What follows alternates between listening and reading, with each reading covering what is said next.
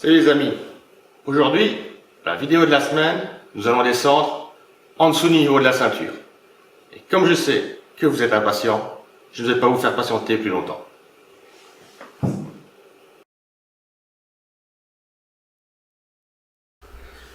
Comme je vous l'avais promis, nous sommes bien en dessous du niveau de la ceinture. Mais pourquoi, me direz-vous, suis-je assis par terre aussi bas? Pour vous parler d'un accessoire excessivement pratique et que j'ai sur moi. Et à quel point il est pratique, il tient dans mes poches. Ce petit accessoire s'appelle le platypode. Alors, qu'est-ce qu'un platypode? C'est une semelle en aluminium d'aviation. C'est hyper léger, c'est très résistant. Vous voyez qu'il y a des trous un peu partout. Je vais mettre un peu plus près pour que vous voyez bien. Ouais. C'est très fin, super léger. Vous avez un pas de vis au milieu et vous allez me dire à quoi ça sert. Il s'agit en fait d'une solution de remplacement ou complémentaire à un trépied. Ça se vend. Vous avez donc la semelle dans le kit. C'est livré avec, allez, je retire ça de ma poche, c'est fait en live sans trucage, une sangle et un kit hop, de vis. Alors à quoi ça sert? Les deux accessoires. Ça sert à, comme vous voyez ici, il y a des fentes sur le côté. La sangle sert à, vous passez la sangle par ici et ensuite ça sert à sécuriser l'ensemble. Je vais vous expliquer comment ça marche et pourquoi dans une seconde. Les vis, comme vous voyez, vous avez sur les coins ici des trous. Vous les vissez. Alors vous avez une pointe ou un côté caoutchouc. Vous les vissez ici.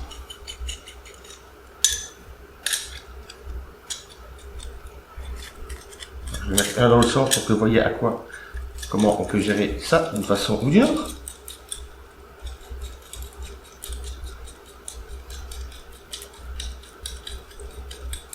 Oui, c'est assez simple. Alors, bon, je vous les montre juste comme ça. Vous mettez les quatre et vous le posez par terre. Les vis servent en fait en cas de terrain non plat pour pouvoir équilibrer votre platypode. Alors, la semelle toute seule comme ça ne vous sert à rien. Vous avez besoin d'une tête, hop, d'une tête de trépied. J'ai la mienne dans l'autre poche. Voilà. Tout ce que vous avez à faire, vous la prenez, vous la mettez sur le pas de vis, vous tournez. Et vous avez, hop, voilà, une solution toute simple pour poser votre appareil. Mais, dans les faits, à quoi ça sert et comment on l'utilise? C'est assez simple. Vous prenez votre boîtier, donc ici c'est mon 810 normal avec un 24-120. Je lui ai mis un L-bracket juste pour des questions de facilité et parce que quand je fais du paysage c'est beaucoup plus facile et je vous recommande d'avoir un L-bracket. Je vous mettrai les références du matériel en dessous de la vidéo. Vous mettez votre boîtier voilà, sur la tête, vous vissez le tout, vous réglez et vous êtes prêt à faire vos photos. Vous voyez, là. Maintenant, on va me dire, ouais, mais t'es bien gentil, mais t'es quand même vachement bas. C'est tout l'intérêt du platypode, entre autres. Alors, pourquoi je dis entre autres? C'est simple. Dans certains endroits, comme par exemple des musées, ça m'a déjà été l'occasion de visiter, les trépieds sont interdits. Ceci n'est pas un trépied. Dans les musées, dans les endroits où les trépieds sont interdits, on ne vous interdit pas ceci. Vous pouvez le poser, par exemple, dans les musées où vous avez ces espèces de plots avec le dessus plat où on peut tirer les cordes pour limiter la visite du public. Vous pouvez le poser dessus. Je vous montrerai après, au bureau, des exemples de photos faites dans ces conditions. Un autre avantage, et non des moindres, c'est la hauteur à laquelle vous pouvez placer votre objectif. Voici le platypode. Voici mon trépied standard dans sa position la plus basse à laquelle je puisse le mettre.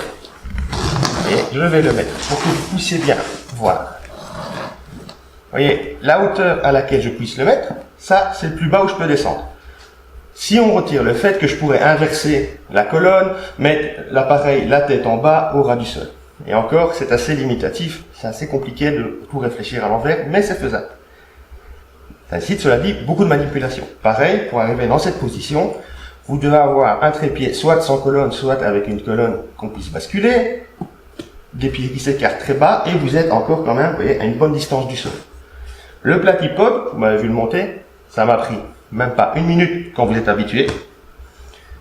Voici la hauteur à laquelle vous posez votre objectif. Quel est l'intérêt d'être aussi bas? Plus vous êtes bas au sol, plus les surfaces deviennent réfléchissantes. Autre chose, plus vous êtes bas avec un grand angle, plus vous donnez un côté énorme et majestueux à vos photos, surtout et principalement vos photos d'intérieur. Vous voyez, pour le régler, c'est assez simple, vous dévissez vraiment la tête de trépied normale, voilà, vous cadrez. Alors, ce que je vous conseille, évidemment, pour l'utiliser dans des bonnes conditions, c'est d'avoir un appareil avec un écran arrière qui bascule. Parce que là, j'ai un fixe, c'est très compliqué. Je dois me mettre à plat ventre ou je dois faire une photo test, juger de mon cadrage, replacer l'appareil, faire une photo, voir si elle est bien. Bon, c'est pas très évident. Ou alors un appareil où vous pouvez, via une application, voir et cadrer via votre smartphone. Si vous avez par contre un appareil comme celui-ci avec l'écran qui se bascule, vous n'avez strictement aucun problème. Vous voyez votre écran, vous faites votre cadrage correctement, vous déclenchez, impeccable, pas de problème. Vous allez me dire, attendez, je vais retirer celui-là. Hop. Vous allez me dire maintenant, ouais mais, t'es sûr que c'est stable ça? Honnêtement, oui. Dans cette configuration-là, j'ai réalisé ma plus longue pause longue que j'ai jamais faite. C'est la photo que j'ai développée la semaine passée sur la chaîne. Vous avez le lien pour les vidéos qui se situent ici. Ou là, il est quelque part sur l'écran. Dans cette configuration, j'ai laissé l'appareil 11 minutes en plein vent, pause longue, nette, totalement. Aucun problème de stabilité. Vous allez me dire, ouais mais, à 24-120, parfois on met des plus gros objectifs. Pas de problème. Je vais faire une petite démonstration avec un 70-200 2.8 qui est sans doute l'objectif le plus long que j'ai. Et peut-être pas le plus lourd, mais en tout cas un des deux plus lourds. Voici donc un 70-200 2.8 de chez Nikon. Mon platypode. J'ai mis évidemment l'attache de la tête de trépied sur l'ergot de l'objectif.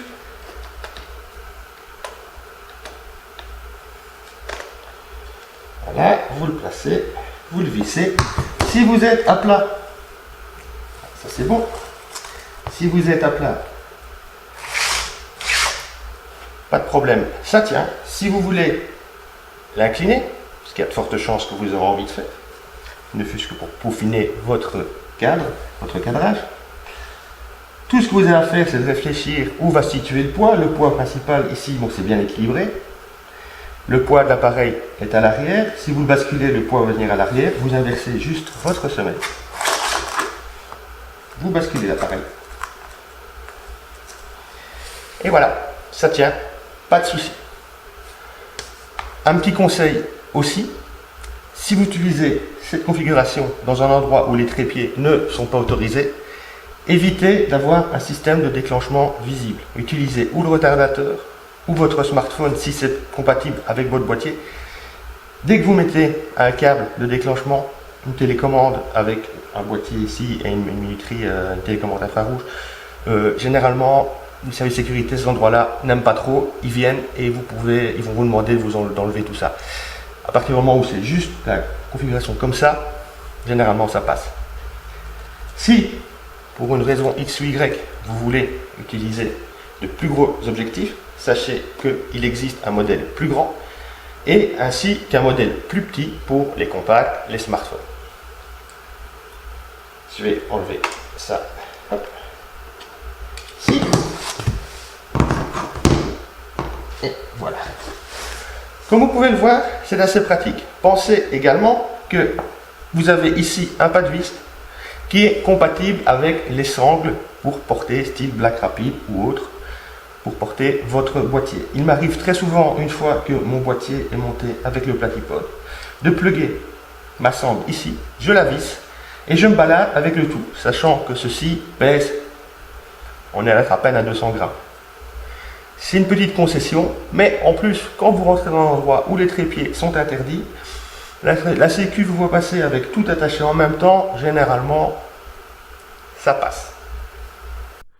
Nous sommes maintenant au bureau pour examiner quelques images qui ont été réalisées à l'aide du Platypod. Et pour commencer, voici l'image des articles de la semaine passée, qui est donc cette pause longue sur le Parlement européen à Strasbourg.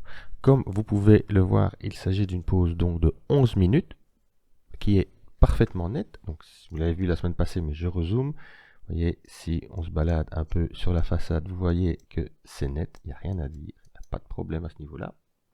Et donc là, on est à 200%. Vous voyez, pendant 11 minutes, en plein vent, pas de problème de stabilité.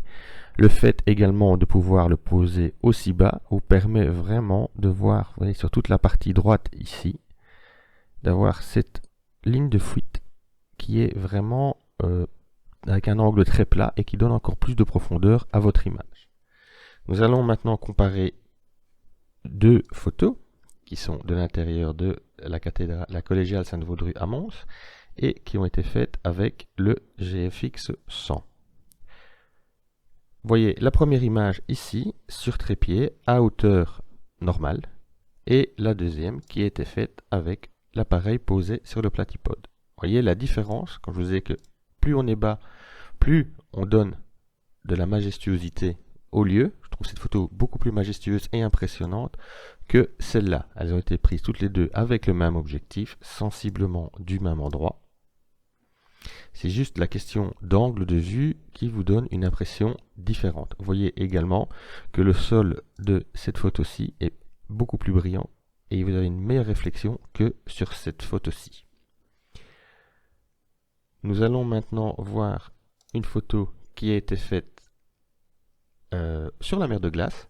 Alors, la photo en elle-même n'a pas grand intérêt, c'était juste un test pour voir si les conditions atmosphériques étaient favorables pour une pause longue. Bon, comme vous le voyez, ce n'était pas vraiment le cas. Par contre, elle a été faite en posant simplement le Platypod sur un des murets qui surplombe la mer de glace. Donc, vous voyez, j'avais pas de trépied avec moi, on n'était pas parti spécialement pour faire plus de photos que ça. On était plus en balade qu'autre chose, mais comme j'avais le Platypod dans la poche, j'ai pu faire un test sur une pause longue, qui aurait pu s'avérer, si les conditions atmosphériques avaient été meilleures, intéressante. Chose que je n'aurais pas pu faire si je ne l'avais plus avec moi, comme je ne voulais pas m'encombrer d'un trépied. Voici une photo que j'ai faite sur le lac Léman, qui était faite sur Montreux. Comme vous pouvez le voir, cette fois-ci, j'ai posé le Platypod sur vraiment la berge, sur des rochers. Il a été équilibré avec les petites vis que je vous ai montrées. Et c'est une pause longue ici de 30 secondes qui a permis de lisser le lac. Pareil, on était en voiture, on s'est arrêté pour manger. On mangeait devant cette vue-là en fait. J'ai juste sorti le Platypod, mis l'objectif, l'appareil. On est posé sur un rocher et je l'ai laissé travailler tout seul. Sans ça, j'avais pas le trépied avec. Enfin si, je l'avais, mais dans la voiture, dans le coffre emballé, j'avais pas envie de le sortir. Le Platypod accessible, facilité. Sans ça, pareil, une photo que je n'aurais pas pu prendre. Et le dernier exemple est une photo de l'intérieur de la cathédrale de Strasbourg. Et cette fois-ci, j'ai posé le Platypod avec mon boîtier sur ces piquets qui supportent, vous savez, les petites bandes qui canalisent le public dans les bâtiments. Donc c'était juste posé dessus, c'est plat, c'est stable, et ça m'a permis de réaliser cette photo qui est une pause de 15 secondes à l'intérieur de la cathédrale. Si j'ai voulu prendre la même photo sans trépied, j'aurais dû monter bien plus haut que 64 ISO, étant donné qu'ici on est sur quand même 15 secondes de pause. Donc comme vous pouvez le voir, ce petit accessoire est malgré tout fort utile et un très très bon complément pour votre trépied. Après avoir vu tout ce qu'il est possible de faire avec ce petit accessoire, est-ce que ça vaut la peine? Pour son prix, j'aurais tendance à dire oui, sans problème. Selon votre pays, regardez le distributeur, on doit être à moins de 100 €. C'est pour moi une très belle occasion à faire. Est-ce que c'est vraiment une solution de remplacement complète à un trépied? Ça, je serais moins affirmatif. C'est une très bonne solution pour moi, complémentaire à un trépied normal de ce type-ci. Pourquoi? Parce que ce trépied, en position normale, vous permettra de poser votre appareil à peu près n'importe où. Imaginez sur une plage, vous voulez être un peu plus haut. Ceci, ce ne sera pas possible. Vous serez condamné à rester au sol, pas de possibilité de surélever de 50 cm. Sauf si vous avez des rochers. Mais alors, il faut que votre composition puisse s'accorder avec l'endroit où vous le placez.